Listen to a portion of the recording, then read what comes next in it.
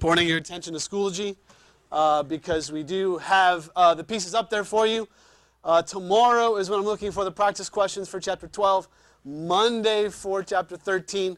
I hope you get to spend hopefully a little bit of time yesterday going through those pieces. Because unfortunately, our deadline stays where it is. Your endocrine system tests are almost finished. I have just, again, a couple more who haven't done them yet, so I'll get those in hopefully today. We'll knock those and hopefully give them back to you. If not this afternoon, then tomorrow is the plan. So let's continue on here. That blood cardiovascular system, the study guide. Sorry, I shocked the board and it went black. Let's go here.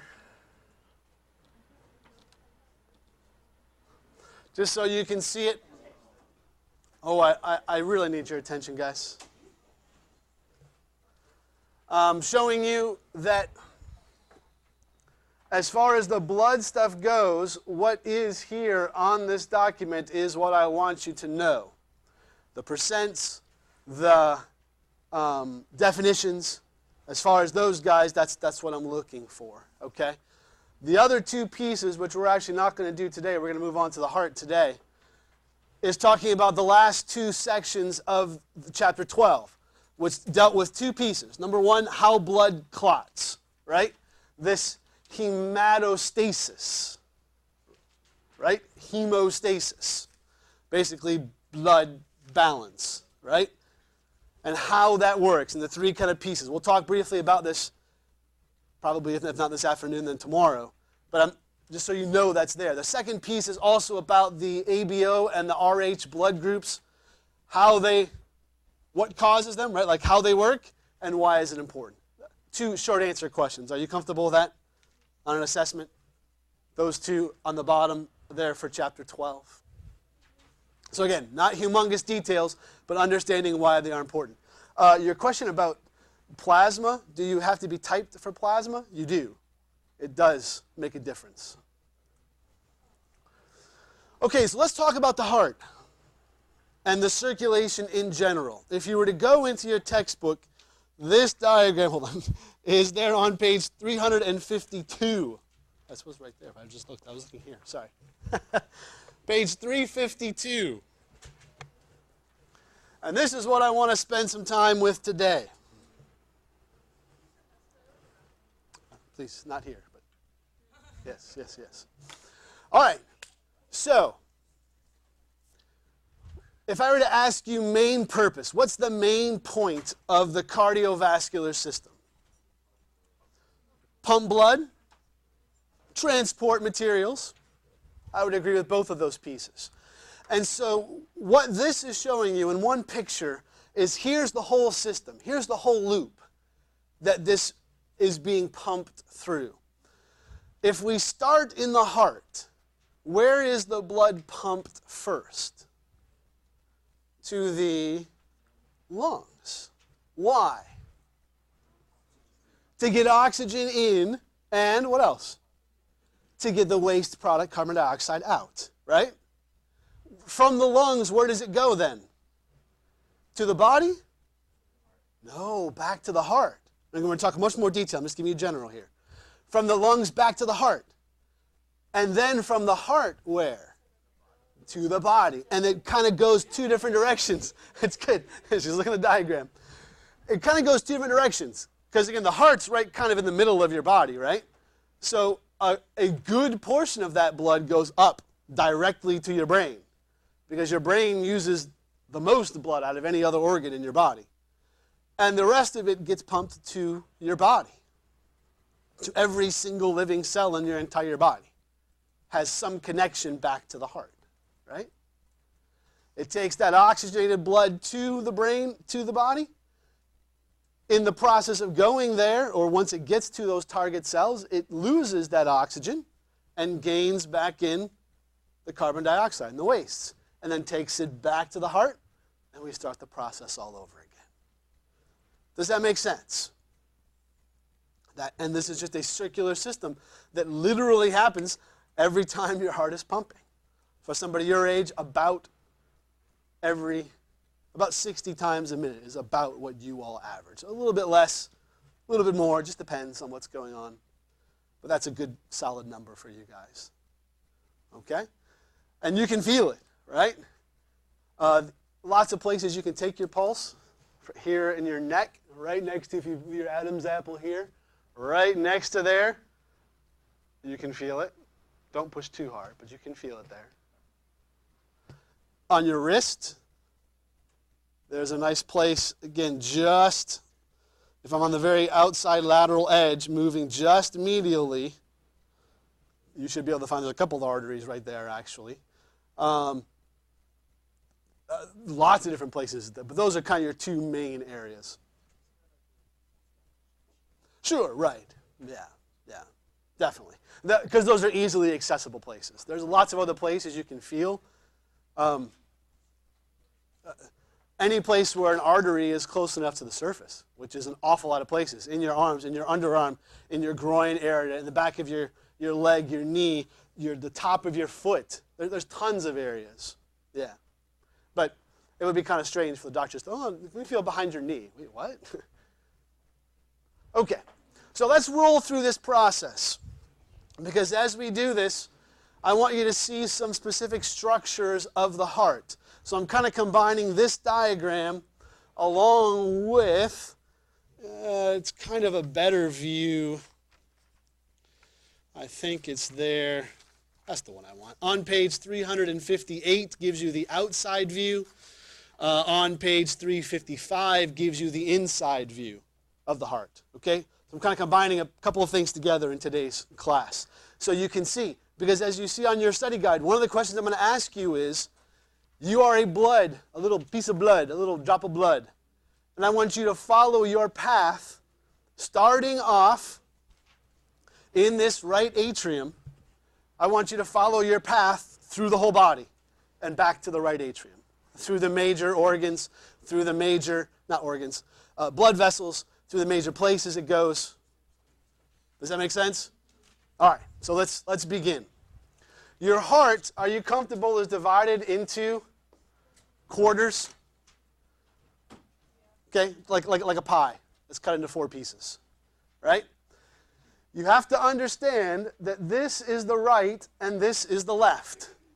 And you say, whoa, wait, Mr. Hess, no, that's the left, that's the right. But remember, anatomical position, right? When you look at me, this is not my left, this is my right. Correct? So when you look at somebody's heart, this is their right, but it's on your left. Does that make sense? Remember, anatomical. All the directions we give are in anatomical position. Okay? Okay, so this is our right, this is our left. The top guys of the heart, the superior portions, are called what? The atrium. And I make it plural, atria. And what are the bottom pieces called? The ventricles. Okay, so this would be the right atrium and the right ventricle, the left atrium and the left ventricle. We cool? So we're starting off in that right atrium. Your heart beats twice every time it beats. Did you know that? Lob-dum, lob-dum, lob-dum, lob-dum, lob-dum, lob-dum. And that point is, one is the squeezing of the atria, one is the squeezing of the ventricles. Which do you think squeezes harder? Ventricles. Why? Pushing out much further distance, right? The atria are literally just going from the top of the heart to the bottom of the heart, right? Whereas the ventricles are pushing to the lungs or to the body brain. We cool? Question?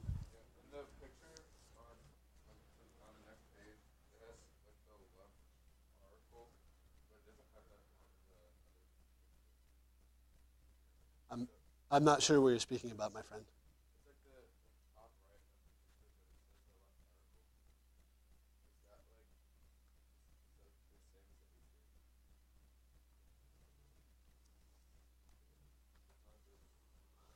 On 353?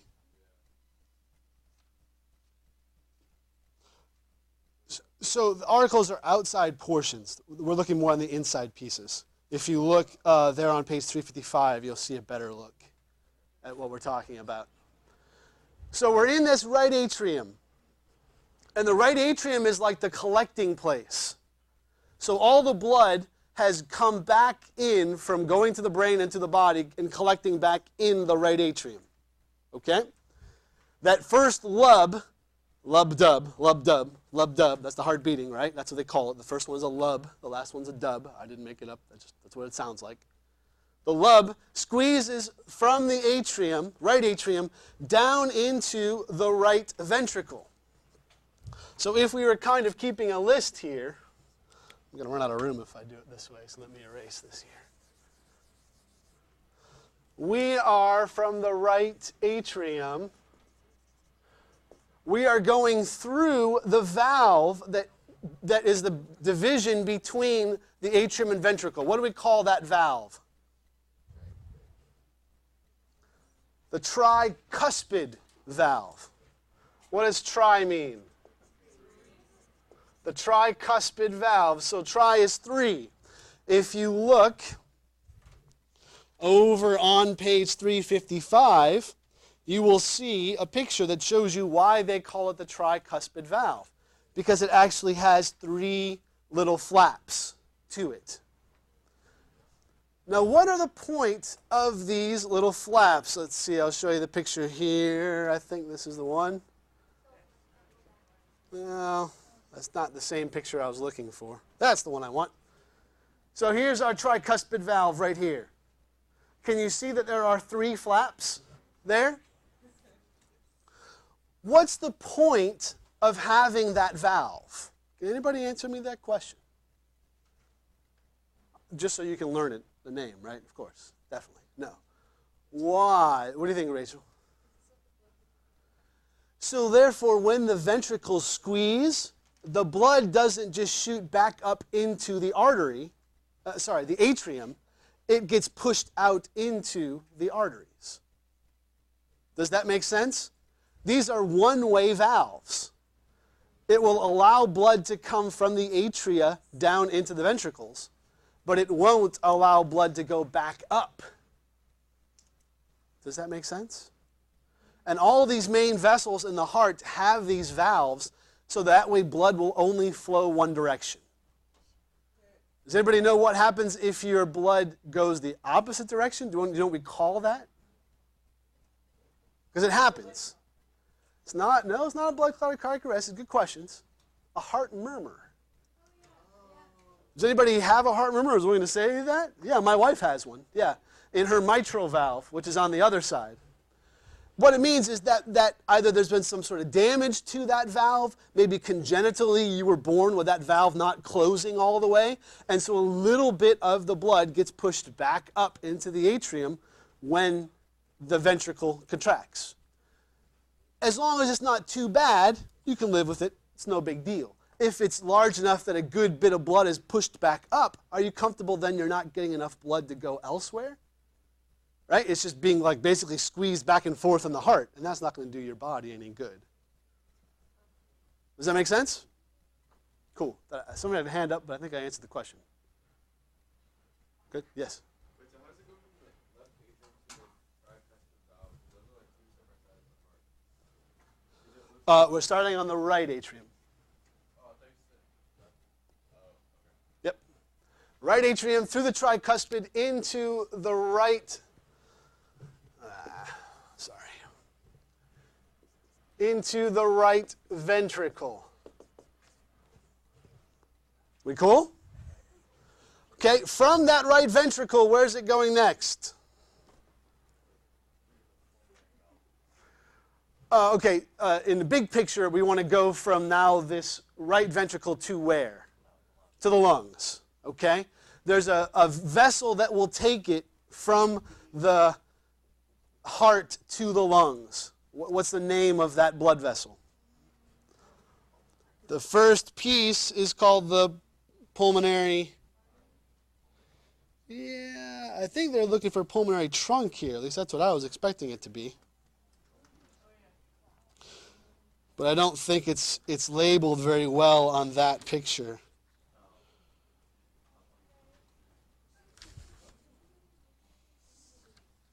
Right, so on page 353, they kind of show it to you a little bit better. It's not really labeled on 352. But it would be like this part right here. You all with me? Because that pulmonary trunk splits, right?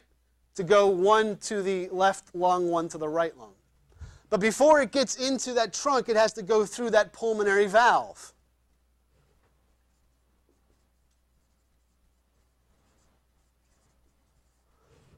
And again, that pulmonary valve is to keep any blood from flowing back into that right ventricle. We cool? Pulmonary valve to the pulmonary trunk to the pulmonary arteries. Do you notice something strange about those pulmonary arteries? I'll get your question, 1 second. You notice anything strange about their coloring on the diagrams? They're blue.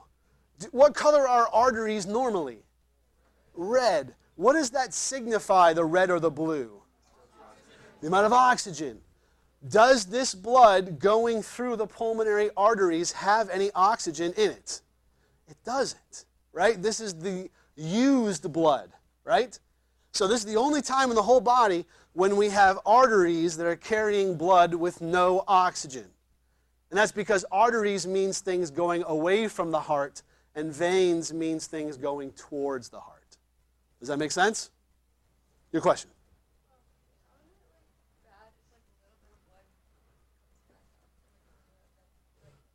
The point is that you're just an inefficient system now. If you have backflow, you're not using all of the energy that you use to squeeze the blood to push it out to the system. It's not necessarily damage per se, but it's just you're not getting as much blood out to the rest of the system. So your heart has to work harder to get the same amount of oxygen out there. Does that make sense? All right, we're through the pulmonary arteries, and we're going to go into what are called the alveolar capillaries. The alveolar capillaries are the capillaries, the small little blood vessels that go around the alveoli. Alveoli are little sacs where the actual exchange of air takes place. Right, because it's a combination of the red and the blue together. You're exactly correct. If you were to look in your textbook on the page that has the number, they don't have it here. Never mind. I thought they were going to show you a good picture, but I guess it's saved for the respiratory system. Arteries go away from the heart, veins toward. Yep. The point is that the alveolar capillaries are what take the blood to the alveoli.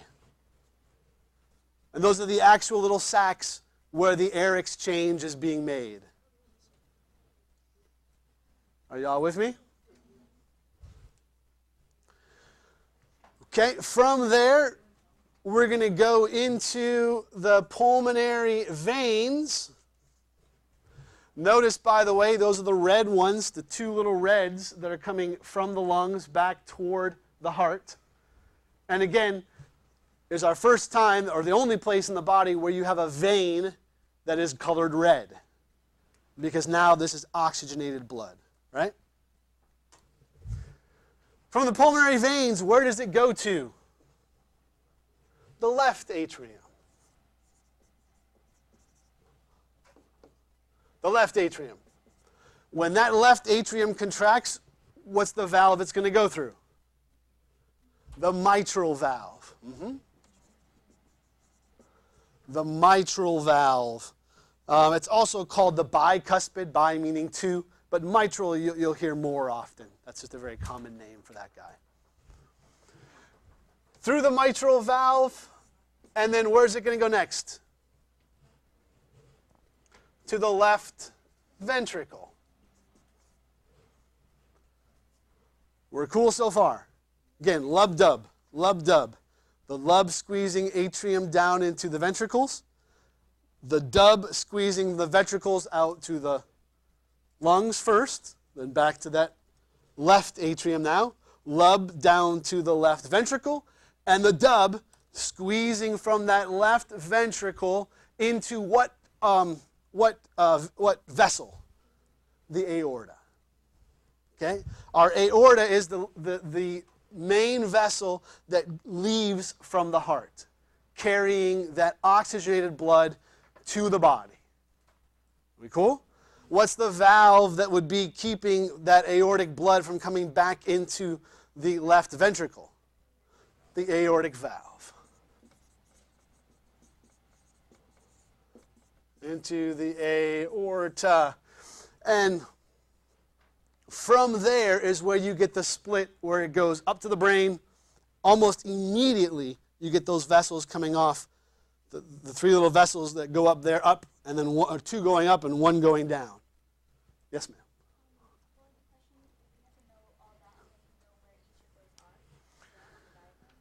So there's a piece that talks about the actual parts of the heart that I want you to know on that back side. This is kind of just that, how that blood flows through. So many of these valve and trunk pieces, those are all there on the other list. Yeah. So from the aorta, where's it going? From the aorta into arteries. From arteries into capillaries. And then into our cells. And again, this is every single cell in your entire body has got some sort of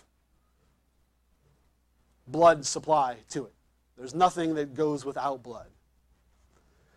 Once the cell does what it needs, it dumps that back into the capillaries,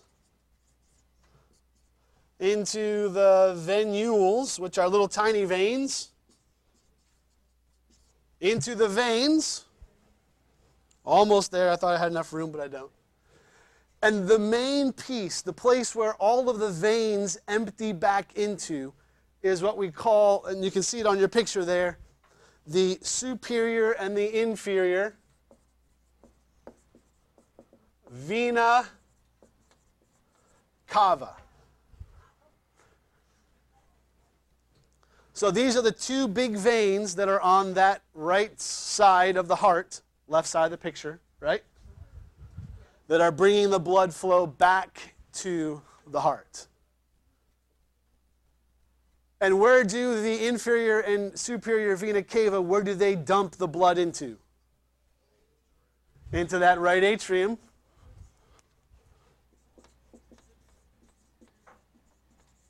And we do it all over again. And again, I'll post this piece up there so you can see it. But it's good to write, it's good to take, it's fine. I don't mind that all those pieces are good. It's better for you to take the notes and you remember it better. Yes, ma'am. Vena cava, right? It's all one something. The superior vena cava brings the blood flow from the brain and from these top parts of your body to the heart. The inferior brings it from everywhere else. But the point is that they both dump back into that right atrium. And we start it all over again. Okay, my friends? Are you comfortable? That's an awful lot of the circulatory system just like in one diagram. That's why I really like this diagram and why we're spending this whole class period talking about it. Because there's a lot of good information about how this thing works just based in this one little diagram. Okay? What I want to do, we've got about 8-9 minutes here remaining. I want you, please, work through this with your neighbors. Let's talk through what the different pieces are, what they do, what that sequence is. Okay? Go for it.